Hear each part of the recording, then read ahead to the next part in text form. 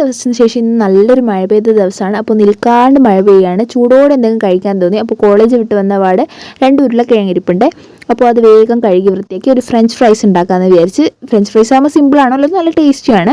അപ്പോൾ കഴുകി വൃത്തിയാക്കി ഉരുളക്കിഴങ്ങ് നമ്മൾ ഫ്രഞ്ച് ഫ്രൈസിൻ്റെ രൂപത്തിലേക്ക് മുറിച്ചിട്ടിട്ട് നല്ല തണുത്ത വെള്ളത്തിൽ ഉപ്പിട്ടിട്ട് നമ്മളൊരു 20-30 മിനിറ്റെങ്കിലും വെക്കണം. ശേഷം അത് ഊറ്റിയെടുത്തിട്ട് തിളക്കുന്ന നോർമൽ വെള്ളത്തിൽ 2-3 മിനിറ്റ് തിളപ്പിച്ചെടുക്കുക. ഉരുളക്കിഴങ്ങിൽ ജലാംശമൊക്കെ മാറണം. അതിനുവേണ്ടി നമ്മളൊരു കോട്ടൺ തുണിയിലോ അല്ലെങ്കിൽ ഒരു ടിഷ്യൂ പേപ്പറിലോ നമ്മൾ ഉരുളക്കിഴങ്ങൊക്കെ വെക്കുക. കുറച്ച് കഴിഞ്ഞിട്ട് നോക്കിയാൽ വെള്ളമൊക്കെ മാറിയിട്ടുണ്ടാവും. പിന്നെ നല്ല തിളച്ച എണ്ണയിൽ ഈ ഉരുളക്കിഴങ്ങൊക്കെ ഒന്ന് ഫ്രൈ ചെയ്തെടുക്കുക. അപ്പോൾ അത്രയേ ഉള്ളൂ, സിമ്പിളാണ്.